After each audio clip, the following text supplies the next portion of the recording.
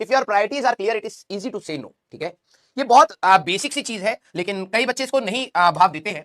अगर आपकी लाइफ में प्रायोरिटी क्लियर है ना कि आपको करना क्या है, जैसे आप कहते हैं ना कि सर हम डिविएट हो जाते हैं, हम लोग भटक जाते हैं, हमारे लिए दिक्कत हो जाती है, बैकलॉग हो जाता है एंड ऑल, बहुत सारी प्रॉब्लम्स के लिए आप जिसके लिए रोते रहते हैं।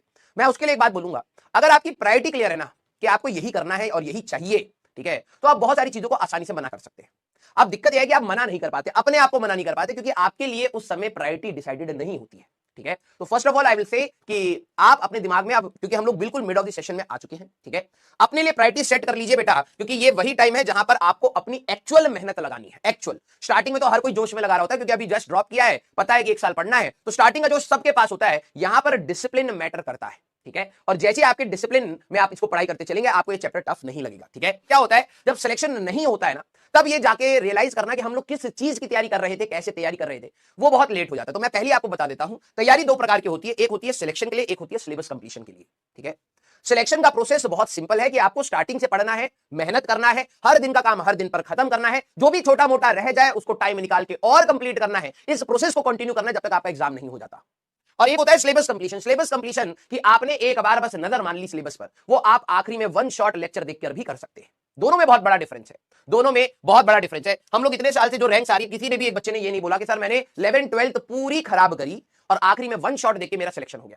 हो ही नहीं सकता, हो ही नहीं सकता। एक्चुअली में अगर 1 शॉट देख के आपको इंप्रूवमेंट मिल रहा है, वो आपकी पिछले की ही मेहनत है जिसको आप ब्रशअप कर रहे हैं। लेकिन अगर आप बिल्कुल खत्म है और आप सोच रहे हैं 1 शॉट से मैं काम चला लूंगा या 1 गो में पूरा चैप्टर खत्म कर दूंगा, वो आपको फायदा नहीं देगा, क्योंकि हर चैप्टर को समझ के क्वेश्चन करने में एक टाइम लैग है। आपको समय लगेगा उन सवालों को सोचने में और करने में। अगर आप सोच रहे हैं कि बस मैंने एक बार पूरे चैप्टर की थ्योरी देखी, सारे फॉर्मूले देखा और मैं आप क्वेश्चन लगा दूंगा, ऐसा नहीं होता। वो टाइम लैग सबका होता है, वो स्ट्रगल टाइम सबका होता है और सबका अलग अलग होता है। किसी किसी के लिए बहुत ज्यादा स्ट्रगल टाइम होता है, महीनों महीनों लग जाते हैं चैप्टर पे होल्ड बनाने के लिए। किसी किसी का ये होता है कि क्लास खत्म हुई, क्वेश्चन लगाए और आराम से चैप्टर हाथ में आ गया।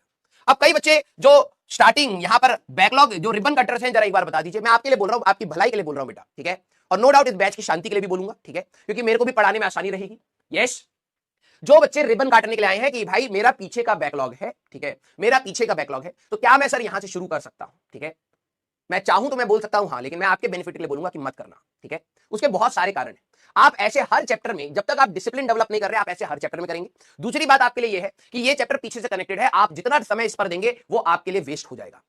इट्स बेटर कि आप सिलेक्शन के लिए पढ़ें, और सिलेक्शन के लिए पूरा सिलेबस ढंग से पढ़ना बहुत इंपॉर्टेंट है, रेदर देन कि बस सिलेबस कंप्लीट करना इंपॉर्टेंट है। ठीक है, तो अगर आप सही में सिलेबस कंप्लीशन के लिए पढ़ रहे हैं बेटा, तो आप अपने रिकॉर्डेड लेक्चर्स जो पीछे बैकलॉग है उनको कंप्लीट कर लीजिए। जितना जल्दी कंप्लीट करेंगे उतना ही बेनिफिट है। अदरवाइज आपको बस ये लगेगा कि आपके नोट्स में चैप्टर की थ्योरी है, क्वेश्चन है, सर ने करा दिया, मैंने कर लिया, लेकिन मार्क्स नहीं आ रहे सर।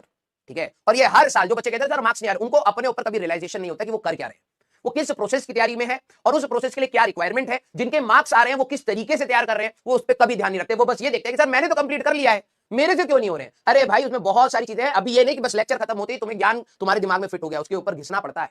और जो बच्चे सिलेक्शन के लिए तैयारी कर रहे हैं, और आप में से हो सकता है कईयों का ऐसा बैकलॉग हो जिसके जो जो रीजन हो, एक्सक्यूजेस ना हो। ठीक है, सर तबियत खराब हो गई, घर में कुछ ऐसा इंसिडेंट हो गया, सर मैं नहीं कर पाया। आप सभी लोग बेटा, ये लेक्चर्स आपको रिकॉर्डेड फॉर्म में मिलते हैं, तो मैं आपको बोलूंगा कि आप उसको करके ही बराबर आइए, रेदर देन यहां से स्टार्ट करने के लिए, क्योंकि इसमें आपका बहुत समय बर्बाद होगा, बहुत समय। आज नहीं तो कल आपको इस चैप्टर पे मास्टरी मतलब हासिल करनी है, क्योंकि अगर आपको मार्क्स स्कोर करने हैं। तो प्लीज आप सिलेक्शन के लिए पढ़िए। जस्ट बिकॉज कि आपके 12 बैकलॉग्स हैं, आप साइड बाय साइड बैकलॉग कर रहे हैं और लेक्चर में देख के सर अपने को संतुष्टि देना चाहता हूं कि मैंने सिलेबस कंप्लीट कर लिया था, उससे आपका सिलेक्शन नहीं होने वाला।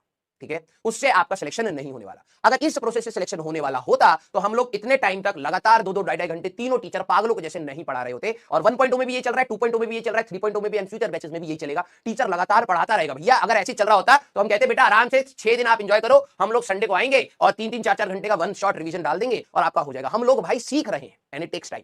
क्लियर? यस, यस, हाँ। तो प्लीज आप सभी लोग सिलेक्शन के लिए तैयारी करिए, और सिलेक्शन के प्रोसेस वही है जो बैच की स्टार्टिंग से हम लोग कर रहे हैं। आपको ग्रोथ अपने अंदर तभी दिखाई देगी जब आप स्टार्टिंग वाली चीजों से कंटिन्यूड फॉर्म में मिलेंगे। अगर मेरे को नहीं पता आप लोग कितना समय बर्बाद करते हैं, और अगर आपने कभी समय को यूज किया हो पुराने स्टूडेंट्स के इंटरव्यू सुनने में, तो उनका भी बैकलॉग रहा है। ऐसा नहीं है कि बैकलॉग होते ही आपका रैंक चला गया, नहीं भाई, उनका भी बैकलॉग रहा है। उन्होंने टाइम मैनेजमेंट किया है, उन्होंने अपने लेक्चर्स को पूरा कंप्लीट किया है, वो रिकॉर्डेड फॉर्म में लेक्चर्स को देख के अपना सिलेक्शन लेके जाते हैं। अब बात वही है, पेशेंस आपको है कि लाइव वाले आगे बढ़ते जा रहे हैं, मैं पीछे रह गया, तो क्या हुआ भाई, तुम्हारी सिचुएशन अलग थी। लेकिन बात यह है कि तुम्हें सिलेक्शन के लिए पढ़ना है या बस कि सिलेबस हो जाए सर हमारा। हमें ये होना चाहिए कि यस 10 जनवरी को हमारा वाइंड अप हो गया, सिलेक्शन हो या ना हो हमें फर्क नहीं पड़ता, हमने पढ़ लिया। हम अपने पेरेंट्स को बता देंगे, हम अपने आप को बता देंगे हमने पढ़ लिया, और आप अपने आप को बता देना सर कि आपने पढ़ा दिया। मैं नहीं चाहता कि आप ऐसी खोखली तैयारी करें। क्लियर?